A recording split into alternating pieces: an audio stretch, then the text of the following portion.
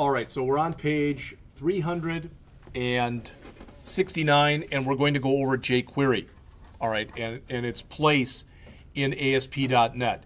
Just before we do this, and I realize there's one or two people in here who have not yet taken the jQuery class, all right? So what I wanted to show you was what I did in here, just so you can see this, is I went out to jQuery UI. There's about 3 or 4 programs that are in here, but I just want to show you what I did. I went out and used the accordion that they have here, and you've seen this kind of thing before, and I made a frequently asked questions page. All right, so, and they're all questions about ASP.NET. I didn't put garbage in here. I actually put stuff in here. All right, so I've done that. I went back and made a very simple menu, kind of based off of this one right here. So that's in there. All right. I don't remember what else I did. But, because I promised you guys I was going to do this last time, and I did go back and I found where I'd done it.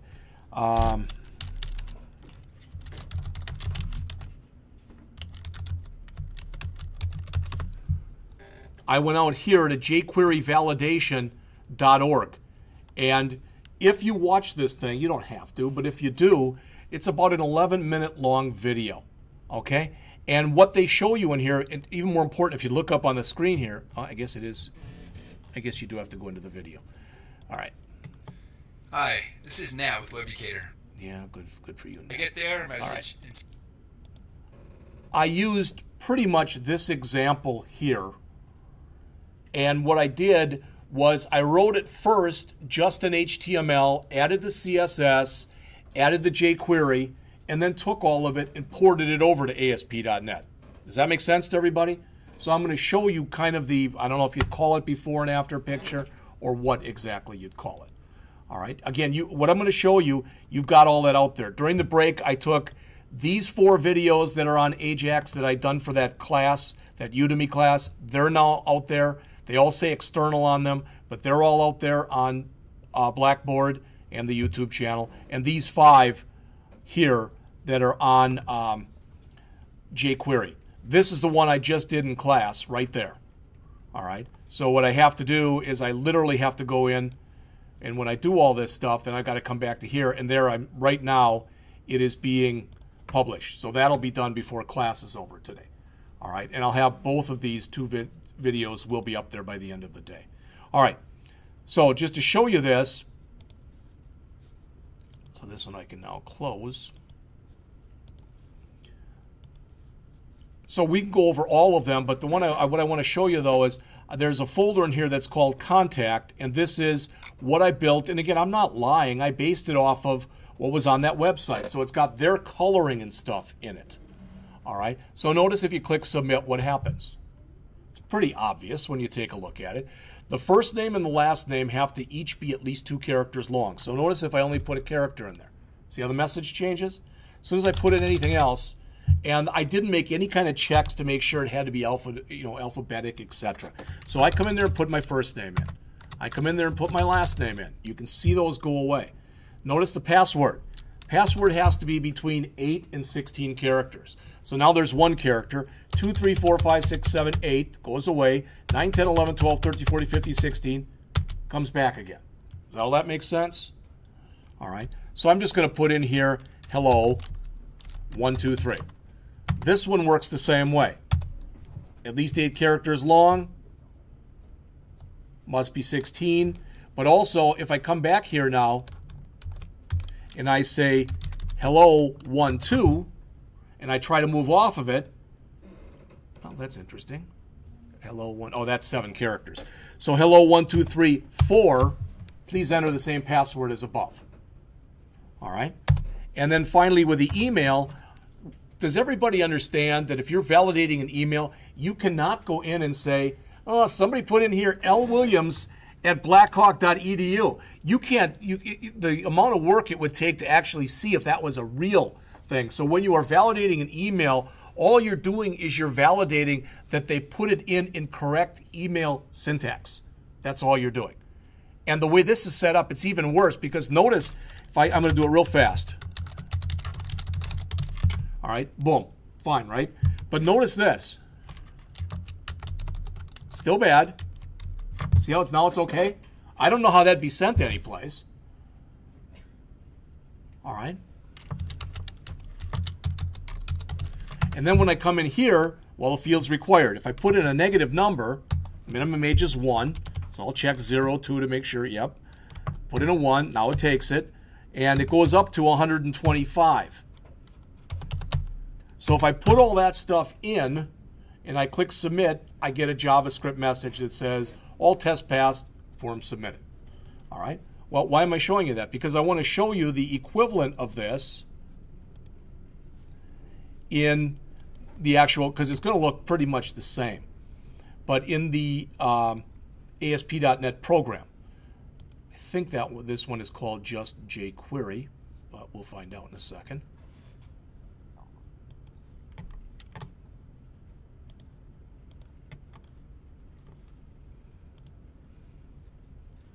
Let's see. So I get to show you both the FAQ page now and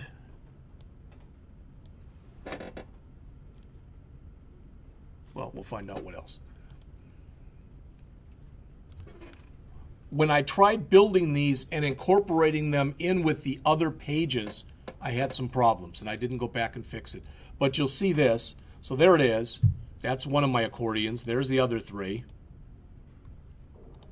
Okay. So basically, I just ported the code over. There wasn't really a whole heck of a lot that I had to do. All right.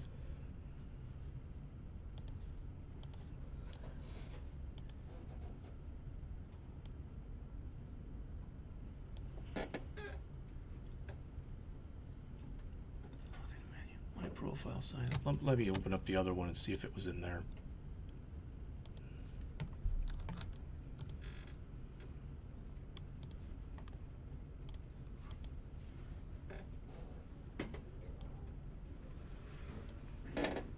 There it is, contact. Thank you. No, it was contact 2, so it must be in the other one.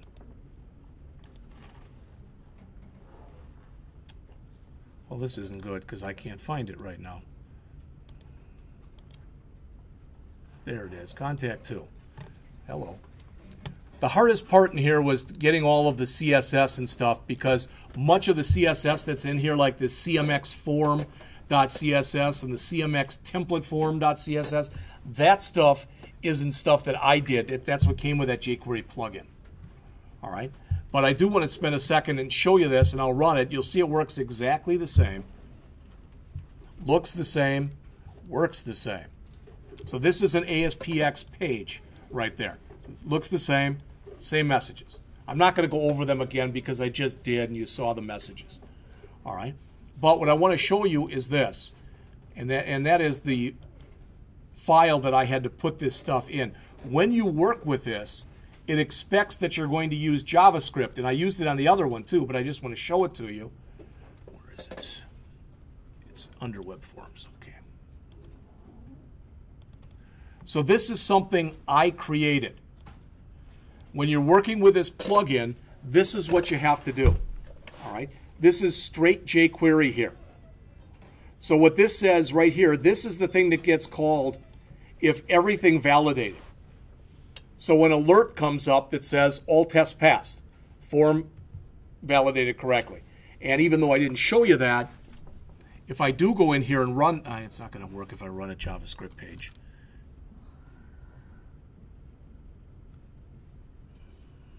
Well, I guess it did. All right. But I don't want that one anyway. So notice if I do run this page, got to bring the page back up, contact 2. And if I run it, and I do put valid things in there, because there's really there's a reason I'm going to go through this, and I think at least it's pretty important.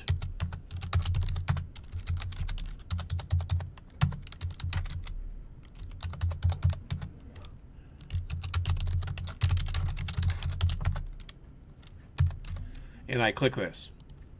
Now you may not think that's a big thing. What am I doing? I'm calling a JavaScript alert from inside of ASP.NET. All right. which isn't typically that easy to do. But the reason that I'm doing it and the reason it really wasn't difficult to do is I'm actually calling that from a JavaScript file that's being included in there. And that's this file right here, this local, the one that you see right here. So again, if everything works, then I'm calling a function that just gives an alert up that says all tests passed. This is what runs, and it's fairly long, so we're going to spend a minute and go over it, but there's a lot of repetition in it. So I just want to go over the stuff that's kind of unique. So this says for that sign-up form, which is what I call the form, run the validate routine. Then you have to literally set up rules like they're shown right here. All right, it says the first name field is required, and it's got a minimum length of 2. If for some reason we don't put it in, there's the message that we get. Field name, first name field required. If we don't make it at least 2, first name must consist of at least 2 letters. So you've got rules that you put in here, and then you've got messages that go along with those rules. And the thing that's probably going to drive you the most nuts in here, or drove me the most nuts, is notice here. So there's our first name. The name of the rule can be anything, this is the name of the actual field. All right, so first name, then it needs a colon, but notice that each one of these, when you're done, first they have commas except for the last one, but you need a comma on the end of each one. That's just the syntax they set it up with. And I left the darn comma off, and I kept looking at it and not seeing it. And the darn thing wouldn't work. So I went home and came back the next morning, and boom, as soon as I looked at it, there's no comma there. And I spent probably an hour looking at it. I did walk away for a couple minutes and came back. I still didn't find it. All right, so the rest of them, password, again, they're all required. Minimum length 8, maximum length 16 for both the password and the confirm. And then notice there's an equal to.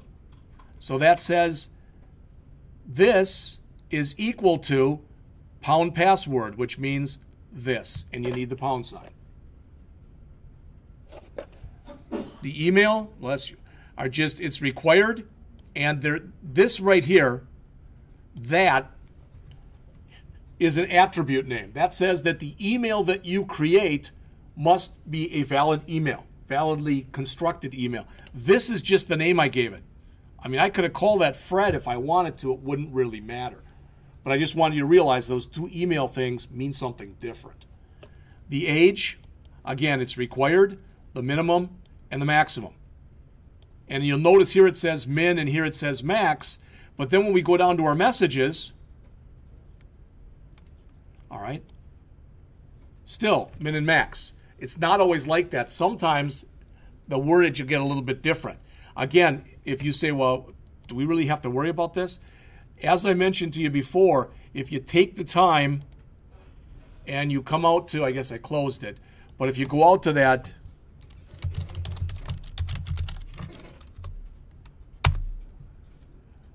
jQuery validation.org and you take some time and you watch the video. It's like, I think it's 11 minutes long or something like that. 12:56. Hi, this is Nat with Webcator. In this video, he walks through 2 or 3 examples of how to use this. He walks through all the rules and how you use them. Okay, it's pretty well done. All right, so I've already hit the code with you. So let's talk for a second. I don't know what I've even got there. All right, I'm not going to talk about what jQuery is. Even if you haven't had the class, it's okay. But the idea is, even if you haven't had the jQuery class, in order to be able to use jQuery, you have to understand the concept of CSS selectors. Well, geez, what the hell are those? All right. So, I mean, if you're in the 157 class right now, it's something you're learning about. All right. I've got some more resources from stuff I've created in the past. I found this stuff this morning, and I'm going to use it actually with the first-year people, but I'm going to put it out there for you also. And that is, where did I put it? I'm creating so many folders here and subfolders that I created one. I said, yuck. Yeah, that's a great name. All right.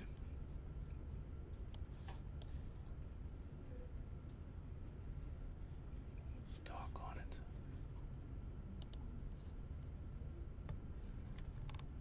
Well, somewhere I've got a folder in here, and it's in here, but it's called jQuery.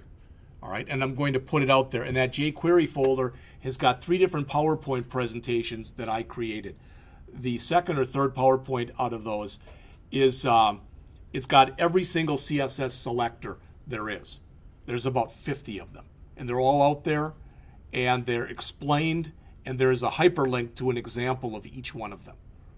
All right, but again, in order to be able to use jQuery, you have to understand what CSS selectors are. jQuery is a JavaScript library that allows you to be even more interactive with JavaScript. I think it's the top 85% of the top websites today. I don't know if it's the top 100, 500, I don't know what it is. Use jQuery. It's a JavaScript library. It's not the only JavaScript library. All right. There's Dojo. There's YUI, which is Yahoo's user interface. It's their version. There's MooTools. There's probably a good half dozen that are known. And there's probably other ones that are lesser known. If you create an ASP.NET program and you start with an empty site, which I've shown you how to do that, then you've got to go into what's called the NuGet Package Manager. We looked at this a little bit.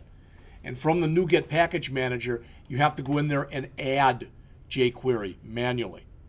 On the other hand, if you go in and when you create your brand new program in here, so you come in here and you create your program, okay, and you come in here and so just so you see the difference. So if I do File, New, Website, and I choose Empty Website, you've already seen this. Boom. It gives you virtually nothing. So I'd have to go in there and go to Tools, add in, Library Package Manager Console, or Manage NuGet Package for Solution, and go in there and actually choose from in here. And it's like, well, then how the hell do you do all that? Well, notice it's starting to retrieve some stuff for me already. So it's loading up its own library. And if I come in here and I type in jQuery, all right, there it is. I click Install, and they say, do you want it in here? Well, yes, I do. Boom. It's adding some stuff in there for me right now. So notice it now just added the scripts folder, and it added that stuff for me. That's what you have to do it if you're starting from something blank. That makes sense? I know I did it fast, so if you know, again, it's just Tools. You go down to Library Package Manager and choose Manage NuGet Packages. You bring that up. In the upper right-hand corner, there's a search box, and you just search for what you're looking for. All right, I'm not going to save this, so I'm just going to close it. And I'm going to do a File, New, and choose Website again. And this time I'm going to choose ASP.NET Web Form Site.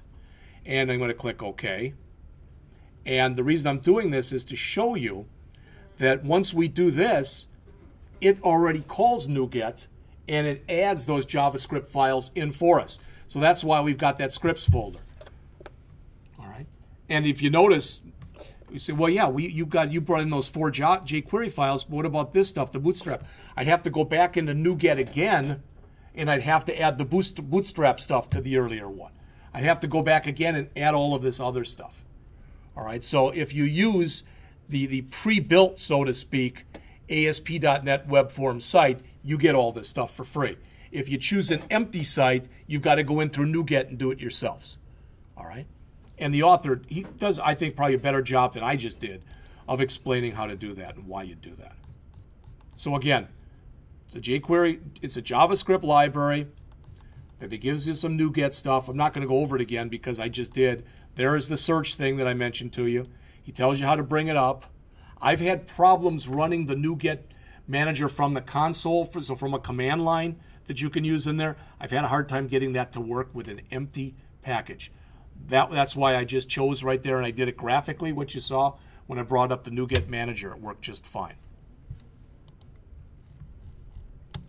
So it shows you in here, it says you can choose from 3 different types of lists of packages. So that's these things right here. Notice it says install packages, online, and updates. The install packages, if you click that one, it shows what you've already got loaded. It's what you have installed.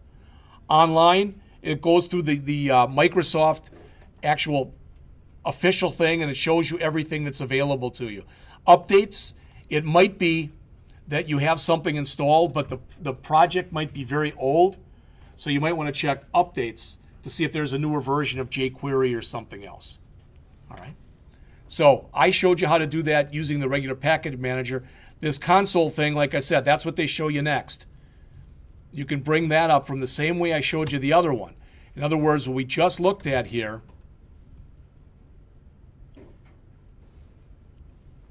should just switch back to this. We went to Tools, Library Package Manager, and I had you choose Manage NuGet Package for Solution. But if you go to Tools and you go to Library Package Manager and you choose Package Console, it actually brings up a thing down here. That's like a DOS interface. And you have to type in commands. All right. If you do it the first way I showed you, you just click an icon and it does all that for you. That's much easier, but you can do it this way. Right. You say, well, gee, Jeff, would I ever want to do it this way? I never want to again, but at least you've been shown how to do it if you want to do that. Right. So this is the kind of stuff you have to put in. If you put in get package, list available, filter jQuery, that'll show you the name of every package that has the word jQuery in it. All right, then to install it, and you've got to do it like this. It's case sensitive, so it's install, for example, minus package, no space between that minus sign and the word package, but a space between package and jQuery. All right, again, you should never have to worry about this. I would just do it from the actual package manager itself. So they show you again how to do that, both using it from the command line and not from the command line. Okay. All right. So choosing your location for jQuery. Again, we've talked about this before. Here's a fast quiz for you. And anybody whose name is not Mike Wegman can answer this. All right. Anybody remember what that stands for? Did you go over that with Jim last semester? Oh, I know what it stands for. What, you do know what it stands for? It's basically just the internet. It's a data. It's a content delivery network. It's just basically saying the internet. What it does is if you go, there is a CDN, so if you don't want to literally yourself download jQuery and put it in there, what you can do is you can put a link, pretty much as Luke said, out to the internet where jQuery exists. The advantage of doing that is you don't have to download all those jQuery things. The disadvantage of doing that is the person who's using and running your package must be connected to the internet. If they're not connected to the internet, it won't work. So a lot of times people just download it like I showed you and just so they have that package available. All right?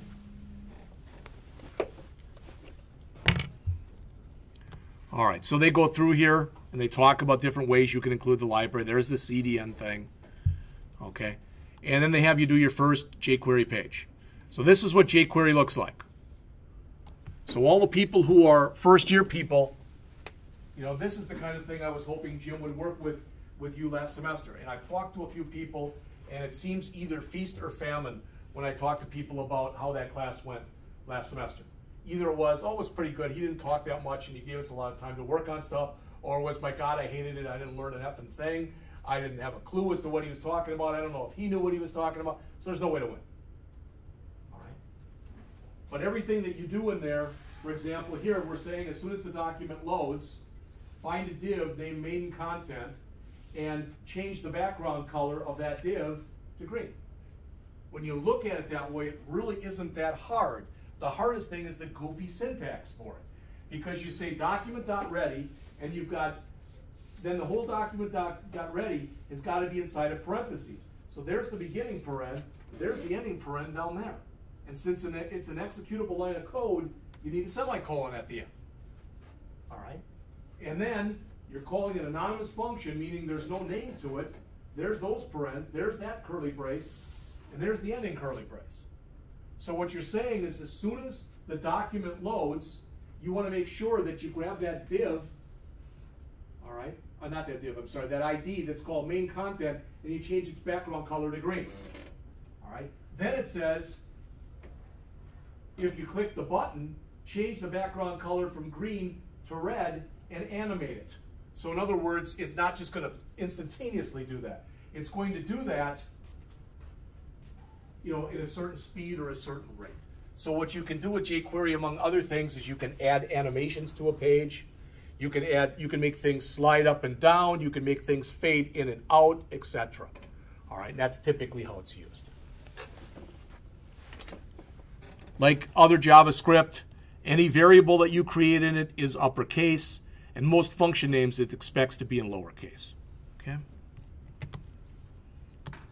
All right, so they explain in here the document.ready. I just did. You might like their explanation better if you want to go and read that. So they talk a little bit about syntax here on page 380.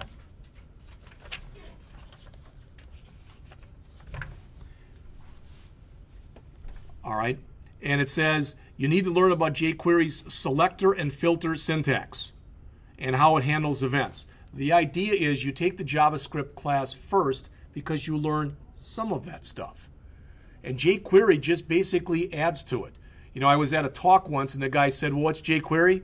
He said, basically, you know, and you've heard this kind of thing before, it's JavaScript on steroids. All right, and there is some truth to that. There really is. All right, so they explain the core in here. They explain the syntax, and I've already shown that to you.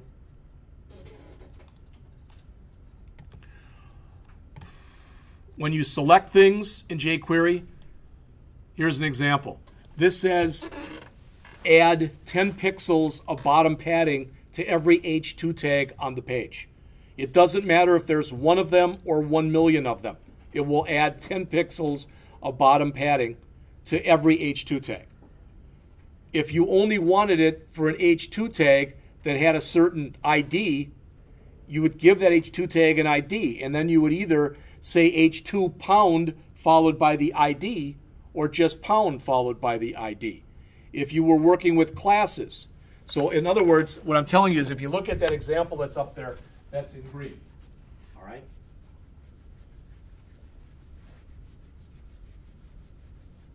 So if we look at that example, it looks like this. $, H2, and you know it doesn't matter if you use single or double quotes there, dot CSS, padding bottom,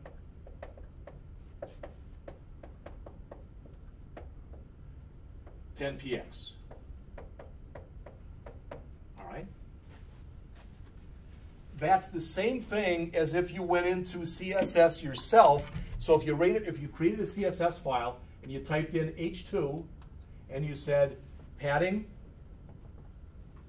bottom 10px. Those two are identical to one another. Okay? So why would you want to use this? On many occasions when people use jQuery, you don't have to. But you can do things on the fly real easily in jQuery if you want to do that, where it's harder to do it like this. All right? Now, on the other hand, let's say that I don't want all H2s. All right? I only want H2s that are, I don't know, that are, let's say, I only want H2s that exist inside of a paragraph. So P H2. So that would say the H2 has to exist inside of a paragraph. All right? And we can do a similar type of thing up here. What would that be? That'd be P. I think we can do it the same way. I believe it would work fine like that. All right? So it's another way of writing CSS for the most part, but it's a full-fledged programming language also. All right, so this is one way in which you use it, but not the only way. All right, and most of the time when you call something in here and you do this, you notice the syntax is different. You notice those are two different parameters. That's the first parameter. What do you want to change? That's the second parameter. How do you want to change it? So that syntax looks different than this. All right, but in most of the time, this isn't a good example, but a lot of times you can add another parameter on here where you'll have a comma and it'll say function, paren, and you've got some stuff here and some stuff there. And that's called a callback function. And what that means is when this gets done, you want to have a function that's called to do something. Maybe you just want to put an alert that says your operation was completed or something like that, so you can do that. All right. All right, they show things like this where you can fade things in and out. Literally have them appear and disappear. Just watch out when you're doing that, because a lot of times people put a lot of that stuff on a page, and if you put too much on, it looks really ugly really fast. All right. All right, so they give you some of the selectors. That's the universal selector. That means everything. That means that what you want to do is you want to set for the entire page, you want the font to be Arial. That's one way of doing it. So what is that? That's that example that you see right there that looks like this. $, star, dot, CSS, font, family. I'm out of room, so I'll put it on a new line, Arial. Again, that's the same thing as if you went into CSS and you put in a star, curly brace, and you said font, family, Arial. Those are the same thing. Some people just shy away. They just hate the syntax, and they try to do as little with jQuery as they can. Other people aren't that enamored with the regular syntax for CSS, so they use jQuery syntax for most of the stuff that they do. There's other stuff that you can do, though. Notice I can create an entire class and add the entire class, for example, to a button in one line, like that. So I could create a class, so I'd come down there. Remember, with classes start with a dot. So they're adding a class called new class name. So this would be dot, what is it? New class name. And then whatever I put inside of the curlies, I could have 15 different things that I did in here. And so I could create a CSS class and then add it immediately to that button by doing that. All right, I could also do it like this, but then I'd say .css this, and then something else, and that's called chaining, and that gets really ugly.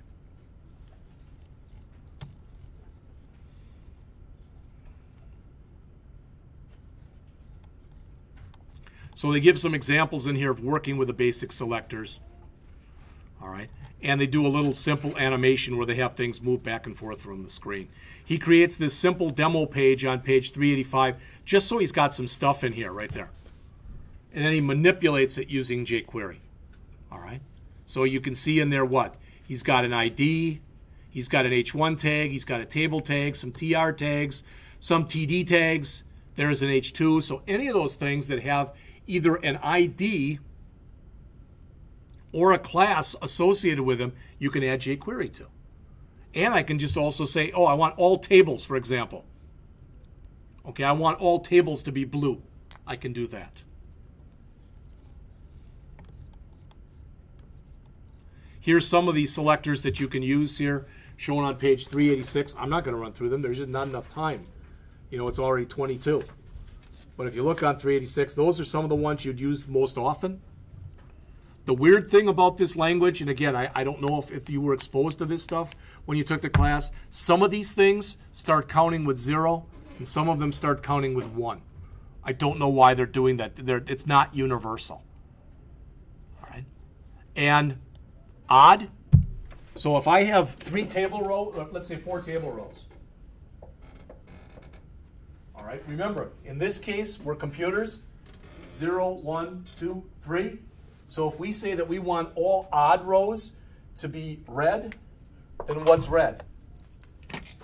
This one and this one. And most people aren't used to that because you look at it and you go, wait a minute, those are the even ones, the second and the fourth. No, because you count starting with 0 in that case. You can check stuff for equality. You can check it for greater than or equal to. You can check for inequality. And here's some of the advanced filters. And think about what a filter is. Everybody in here with the exception of 1 or 2 people, and you know who you are, and it's okay. You've taken the, at least, you know, you were at least in the access class. But if you've taken the MySQL class, if you say select star from employees, you get everything from the employees table, right? Okay? Whoops. That's really not filtering. If you say select star from employees where department equals accounting, now you're filtering. Because you're going through a list of possibilities and you're ferreting out the ones you don't want. You're throwing them away so you're left with just the ones you do want. And that's what they talk about in here. All right. As it says, modifying the DOM. What does DOM stand for? Document Object Model. So every time you go and you create a CSS page, the DOM is really created for you. Anything that you might possibly want to manipulate in that DOM or that document object model, you should give an ID or a class name to. And actually, if you read the documentation for jQuery, they recommend you only use classes when you have to, but you use IDs whenever you can because it's much faster internally for jQuery because it's got a lot less to look through for an ID than it does potentially with a class. All right? But if you go in here, just so you see this, if you haven't,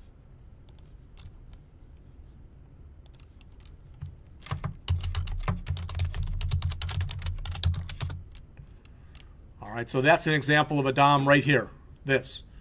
So you create a table, which has got a T-body element in it, which has got TR elements in it, which has got TD elements in it. And these TD elements, these are called text elements down here. All that stuff gets built for you. So I could conceivably have an ID in anything I needed to have in here. And it's much more than that. This is not a great example because it shows it from a table. But I don't know, I'd have to check through these. But I know at least one of them is a better one because it explains other stuff. That's another table one, of course. There you go. So under your HTML tag, you've got your head, and notice there's nothing underneath it. Your body, which has some kind of a comment, a paragraph tag, and an ordered list. So you can conceivably go into anywhere in here and add IDs. And once you have the IDs, you're able to go in and, you know, maybe I want just this list element right here. Oops, I guess I can't show you it that way. But just a certain list element, you want it to be a certain color or whatever. It's not really hard to do that. It's easier to do that than it was to just click on that. All right. So they show you in the book here, starting on 388, modifying the DOM with jQuery, some of the CSS methods that you'd use to add classes, remove classes. Then they get into talking about events, mouse clicks, or mouse overs, button clicks, I should say, whatever it is. So you can add code anywhere in there you want to add code. All right? It's real easy when you're working with this stuff to screw things up. So they give you some on the bottom of 392 and going up to the top of 393, common mistakes with working with jQuery. Your ID selectors don't work. You forgot to put a pound sign in front of it if it's an ID, or you forgot to put a period in front of it if it's a class type of thing. They don't work even with a hash symbol. Well, the case might be wrong. You might have spelled it wrong. None of your code seems to run. Check make sure that your parentheses are equal and that your curly braces are equal. This is one nice feature, one of the few nice features you get in Notepad++. All right. So some of the special effects that you can get with this: show and hide, toggle to turn something on and off, fade in, fade out, fade to, animate. And again, I may be right with what I'm about to say. I may be wrong. But it was always my hope last semester that what was going to happen and what you were going to be shown was every time you'd go over something like this, you'd look at a simple HTML page and you'd get to see examples of that stuff. All right. I do know that Jim did not know he was teaching that class till a few days before the class began. All right. I didn't think that was fair to him, and I told my boss. She basically told me to shove it. All right. And she said, we're doing it that way. You've worked too many hours. We're not paying you that much overload. That was the whole idea behind that. All right, and finally, the chapter ends. They go in and they talk about jQuery and validation, which is what I showed you. All right? And I think there it is. Yeah. How do you get better? You just try things. The good thing or bad thing is typically if there's one way to do it in jQuery, there's 6 ways of doing it. All right.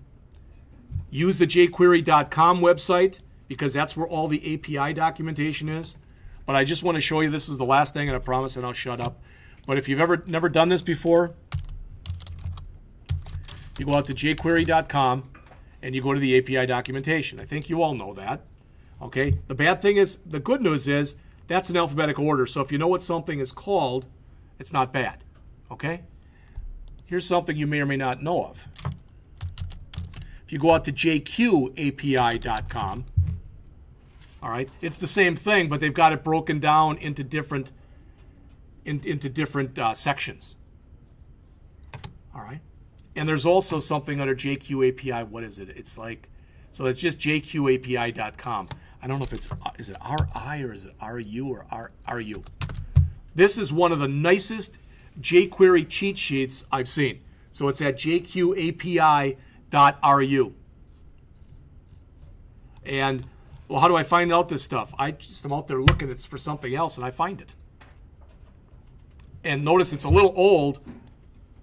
Do you all know the difference between jQuery when the version starts with 1 and when it starts with 2? So if you go out to jQuery.com and you go out to the downloads page, it says, do you want to download 1x or do you want to download 2x? 1x still has minimal support for IE 6, 7, and 8. 2 does not. All right, so it depends on what support you do or you don't want to provide. Okay? All right, that's it. Yeah, I looked up the numbers. jQuery